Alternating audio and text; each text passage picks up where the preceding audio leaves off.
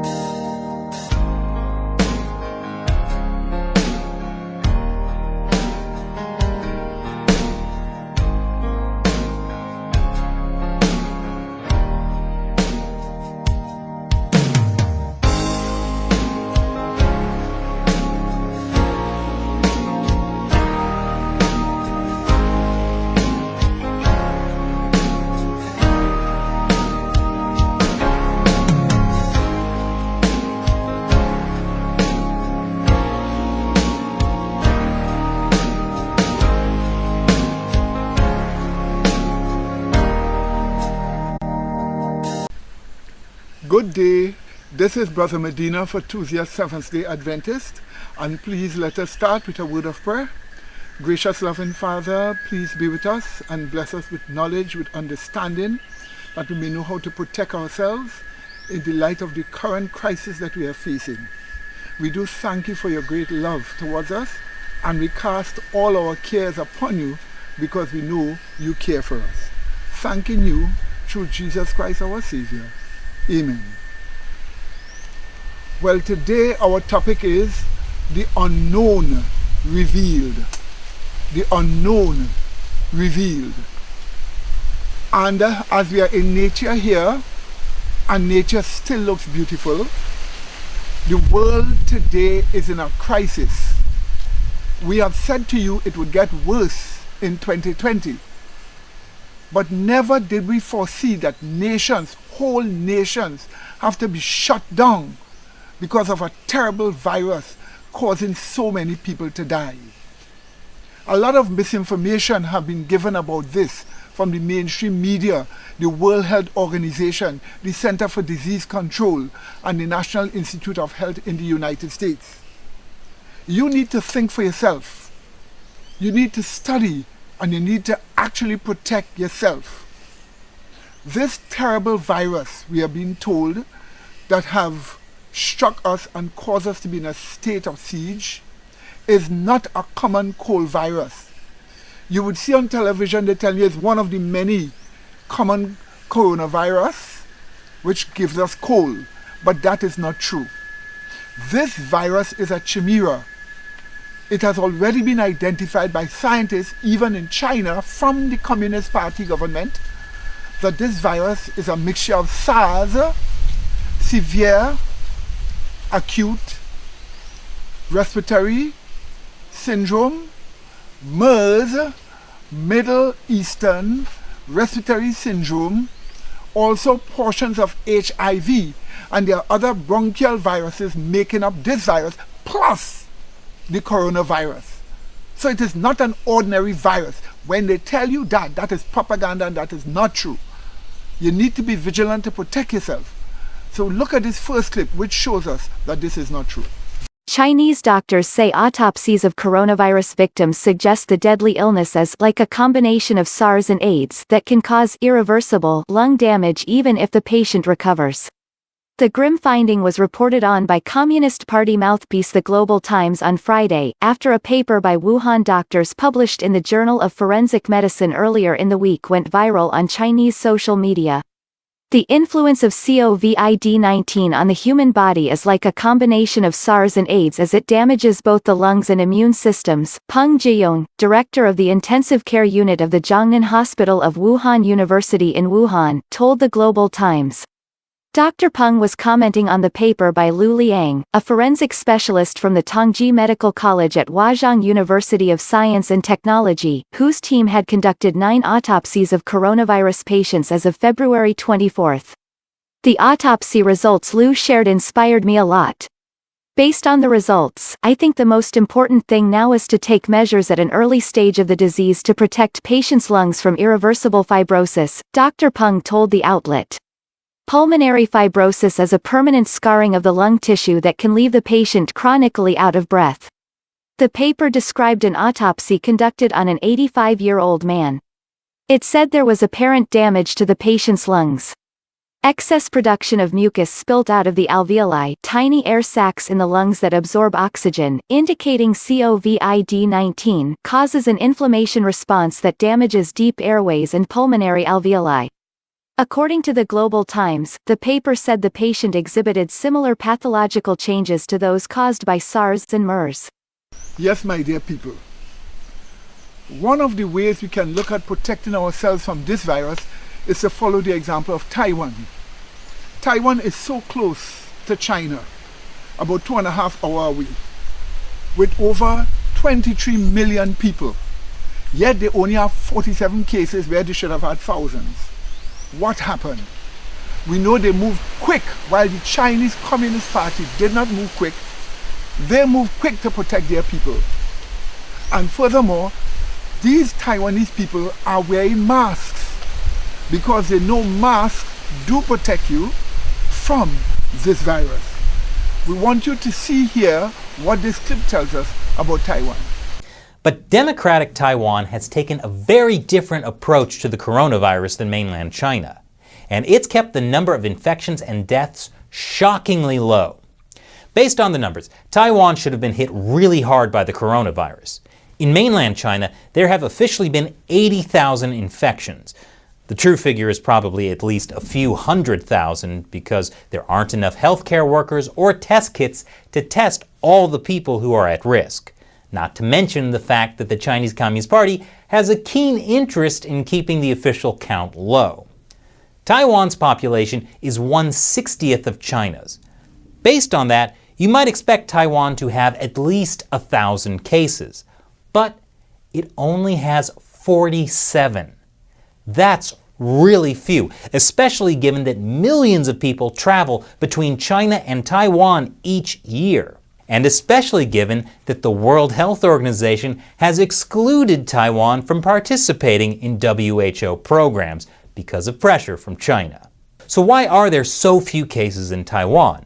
Especially when there are so many cases in South Korea, Italy, and Iran. It's because Taiwan's response to the coronavirus has been diligent, open, and transparent. It's no secret what Taiwan's leadership thinks about the Chinese Communist Party. President Tsai Ing-wen says Beijing is the biggest threat to Taiwan's free and democratic way of life. And it turns out, Taiwan recognizing Beijing's threat on all levels has been a very wise perspective for handling the coronavirus. As of what we know now, the first coronavirus outbreak in Wuhan, China started sometime around early December last year. But the Chinese officials covered it up until January 20th. That's when Chinese leader Xi Jinping first publicly admitted that the new coronavirus was a thing and that officials should make resolute efforts to curb the virus. But a full 3 weeks before that, while Xi Jinping was giving his New Year propaganda speech and most people in China had no idea about the coronavirus, Taiwan's leadership was already on the ball. On December 31st, 2019, when the World Health Organization was notified of pneumonia of unknown cause in Wuhan, China, Taiwanese officials began to board planes and assess passengers on direct flights from Wuhan for fever and pneumonia symptoms before passengers could deplane. Then, as early as January 5, 2020, notification was expanded to include any individual who had traveled to Wuhan in the past 14 days and had a fever or symptoms of upper respiratory tract infection. Yes, my dear people. And this reading here that we are given to you from Taiwan shows you how the government have ramped up their production of masks to help deal with this situation. The document we are looking at here tells us, I quote the headline, Coronavirus, how Taiwan is cranking up mask production to meet the shortfall. Did you see that? So Taiwan is cranking up its mask production. What does all this tell us? It tells us that the Taiwanese who wear masks know how it will protect them. Here is what that same document tells us. I quote, the government also ordered last month 60 new mask production lines for companies. As of now, half the new lines are in operation. The new production lines contributed to the recent surge of some 8.2 million mask production each day, said Ms. Wu Shu Mai, the Health Ministry's Food and Drug Administration Director General, on Monday. Out of the 8.2 million masks, 5.2 million will go to pharmacies and other retailers that the public has access to, and the remaining 3 million will be sent to hospitals for medical workers on the quarantine and treatment front lines. Did you see that? So are you telling me that the Taiwanese government is making a mistake and they have handled the virus much better than the Chinese and all those other places? You see, the mask will protect you and will help you, and 98% of Taiwanese are wearing masks. If they could learn how to wear masks, why can't we? Are we more dunce or dumb? Don't let them belittle your intelligence. Don't let them make you feel stupid. Let them get masks for you. And what the government can do, they can send the masks to pharmacies to sell, that they will get a profit, and the government will get a profit, and everybody will get masks. Yes, my dear people. So this is how we can protect ourselves from an unseen virus that is floating in the air, coming through, people breathing it out and talking it out with little droplets floating in the air. This is the only way you can get proper and adequate protection. Yes, my dear people. The next thing we want to show you here is why this virus spread so far, so fast, so wide, almost unseen and unknown. It is because this virus is airborne. We are being told it is not airborne. That's another false information. The virus is airborne, as actual scientific studies have shown. And because of that, you need a mask to protect you. But you would hear them tell you, if you have the mask, you have all the disease. Who has spawned that falsehood? We have never heard that until this current crisis. It's the Ministry of Health. They're the ones that have given us this false information from the World Health Organization, which is already identified as doing wrong in this whole crisis to protect people. So the idea that a mask will make you get sick is wrong. All the nurses should be sick. All the doctors should be sick. And then they tell you, well, save it for the nurses and the doctors. Well, if it could protect them, it could protect you too. What the government should be doing is to buy over 10 million masks. Take your money to buy the masks that people in the country will get it. Because when you try social distancing, it doesn't work. You may keep yourself, and as you walk in, a person may pass you, or a next person may come close to you. And then what would you do? Go ahead if it has somebody close by, or walk at the side of the street, in the road if it has somebody close by? That is not helpful. But if people wear masks, they can keep themselves from getting it. Because you must remember, this study shows that this virus can be breathed out, and also when you talk in droplets, it don't just fall to the ground. Droplets, fine minute droplets, float in the air and can last for more than 30 minutes. This Chinese study shows that. Therefore, the best way to protect yourself is getting masks that can deal with this virus. Look at what this clip shows us. I just want to look at some research from China because this sort of informs the pattern of spread that we're seeing. And this was published in Practical Preventative Medicine, written by Chinese epidemiologists and translated from the Chinese. And it relates to a study on a bus. Now, a bus passenger infected a fellow traveller sitting 4.5 metres away. So they looked at the CCTV footage of this bus. They worked out that this person couldn't have got infected any other way, but he got infected from someone who was sitting 4.5 metres behind him. This shows how this virus is transmitted in closed environments, in a closed-in bus, in cold weather. So closed environments, crowded environments, like buses, are going to spread this infection. So that gives evidence for that. And this is about twice the distance we've normally recommended as being a safe distance. So in closed environments, proximity becomes less of an issue. We're talking about 4 metres or more here. Closed environments with air conditioning, the transmission distance of the new coronavirus will exceed the commonly recognised safe distance. Now, they also showed that another passenger who got on the bus 30 minutes later was infected by a passenger who'd got off 30 minutes before who was infected. Now, they also showed that another passenger who got on the bus 30 minutes later was infected by a passenger who'd got off 30 minutes before who was infected. Now, they also showed that another passenger who got on the bus 30 minutes later was infected by a passenger who'd got off 30 minutes before who was infected. And again, the Chinese epidemiologists did a lot of work on this. They were able to eliminate other causes of infections. And they concluded that the virus had been in the air in the bus for 30 minutes. And they concluded it was in the air in the bus, not from a surface, because the passengers were on different parts. They travelled in different parts of the bus. And the same study also studied how this virus, the COVID-19 virus, can survive on surfaces.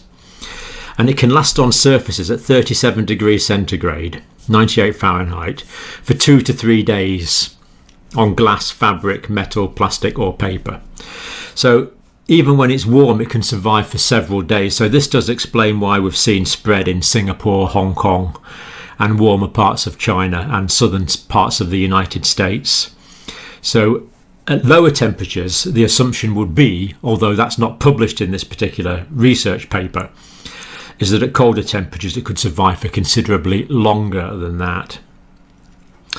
And the other thing that people still really aren't taking full cognizance of, in my view, is that the virus can survive for 5 days in human faeces or bodily fluids.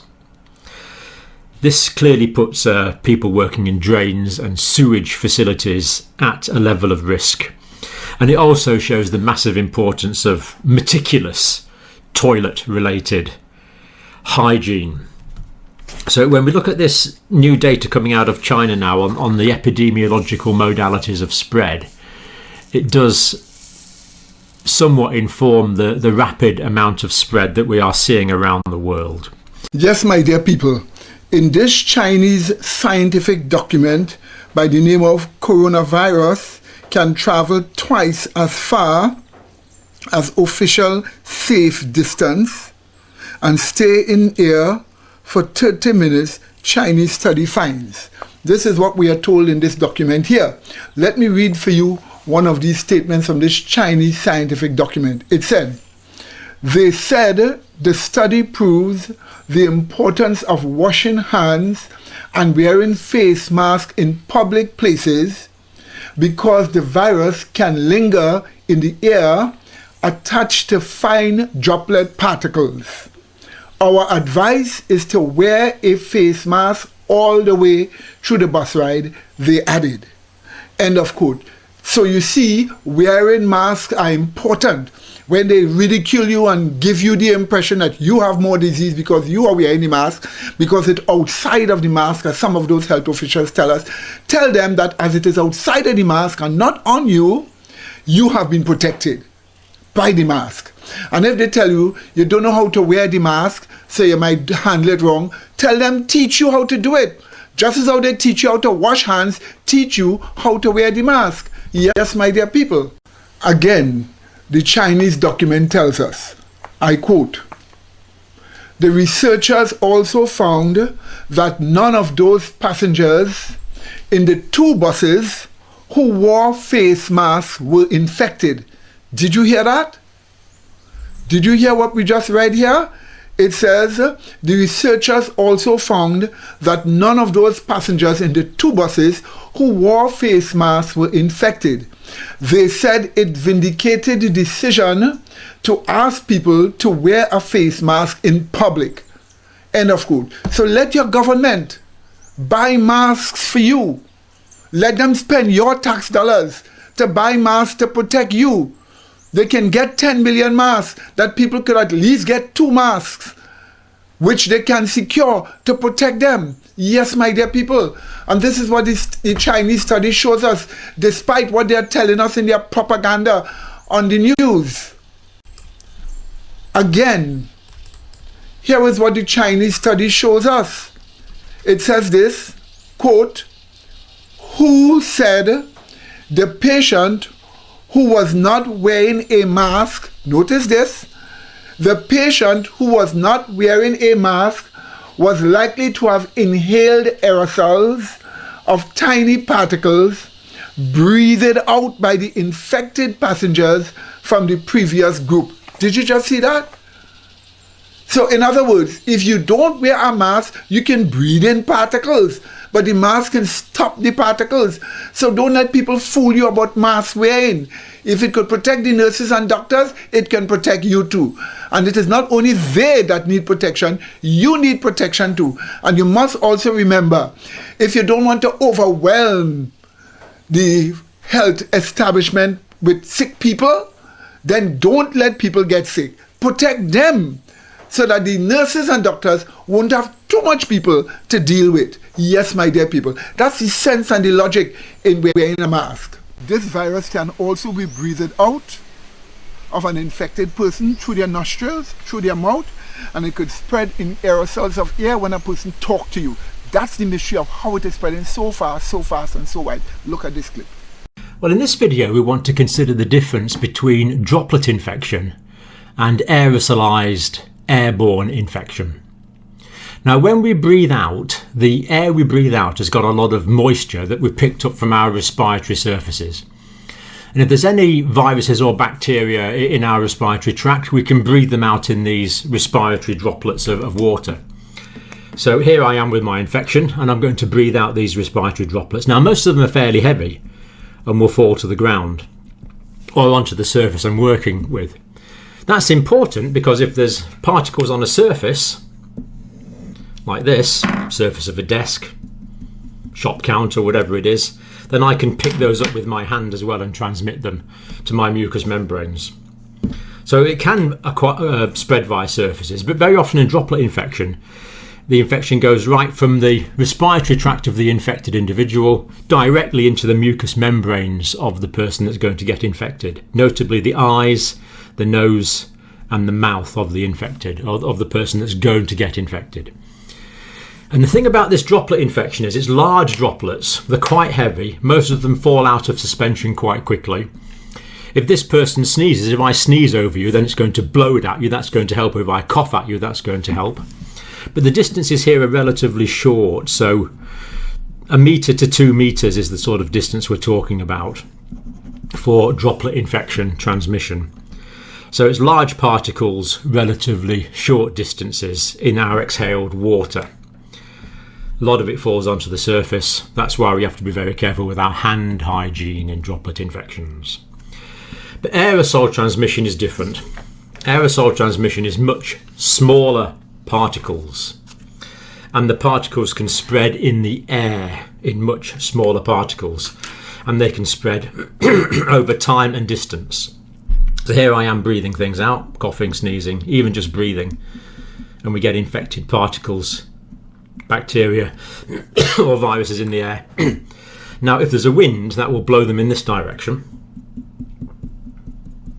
and and infect another person over here. So it's different from droplet. Droplet is this close range. Aerosol is longer range. Heck, they could even be in a different room. So these people could be in a different room. And it could just go through a ventilation spout or something like that. So that's an aerosolized infection. Much more transmissible over much longer distances. Very important difference between droplet infection and aerosolized airborne infection. Yes, my dear people. Because the virus is airborne, one needs to wear a mask to protect themselves. Because according to these documents, those who had masks were not infected. So tell your government to buy masks. Let them help people to be protected from this virus. Yes, my dear people, look at this clip. So when we're thinking about aerosol transmission, aerosols are particles, they're tiny particles or very small droplets in the air. So whereas a droplet infection are quite large particles, the aerosol infection spread in the air are absolutely tiny particles of moisture in the air. So person-to-person transmission of pathogens, viruses or bacteria through the air. This is what we mean. This is what we mean by aerosolized infection as opposed to droplet infection. Inhalation of infectious particles. So they can go from one person, they can go from me, and then they can infect you in these tiny particles. Now, this is interesting because if we think about the respiratory tract, so here we have the respiratory tract. Starts off quite large with the mouth. We have the mouth and we have the nose up here. So that's air getting in through the nose, through the mouth, down through the pharynx into the trachea. That's going to divide into the main bronchial passages. And these go into the lungs, of course. Now, these are going into the lungs. But as we go into the lungs, the airways get smaller and smaller until eventually we're dealing with absolutely microscopic terminal bronchioles and respiratory bronchioles, leading to the alveolar air sacs. Because this is an absolutely microscopic size now. Now, the smaller the particle, the deeper they can go in. So large particles will be inhaled, filtered out in your nose.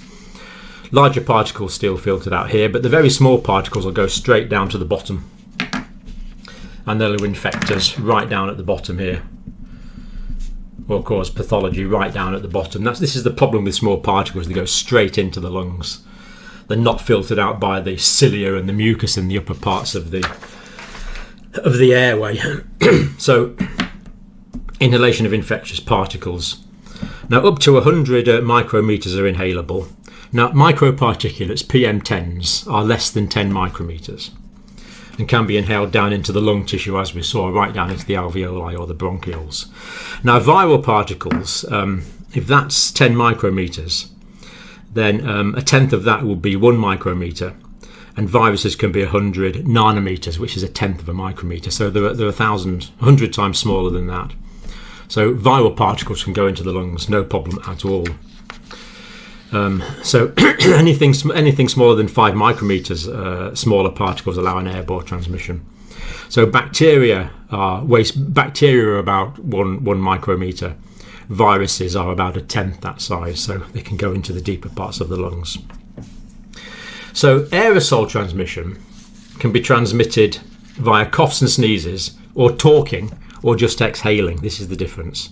So talking and exhaling can spread it. So aerosol transmission can be transmitted via coughs and sneezes, or talking, or just exhaling. This is the difference. So talking and exhaling can spread it. So aerosol transmission can be transmitted via coughs and sneezes, or talking, or just exhaling. This is the difference. So talking and exhaling can spread it. So aerosol transmission can be transmitted via coughs and sneezes, or talking, or just exhaling. This is the difference.